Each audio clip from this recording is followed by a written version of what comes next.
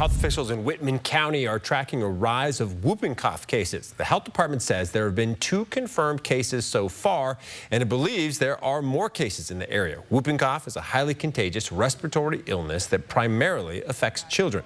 And it's not just in Whitman County. According to the CDC, there have been more than 14,000 cases nationwide. That's nearly 5 times higher than the number of cases at this time last year. Health officials say the vaccine to protect against it starts to wear off 2 to 3 years after taking it. The FDA's vaccine committee met last week to discuss whether it might allow a human challenge on a new vaccine that involves purposely giving people whooping cough to test the effectiveness of a vaccine.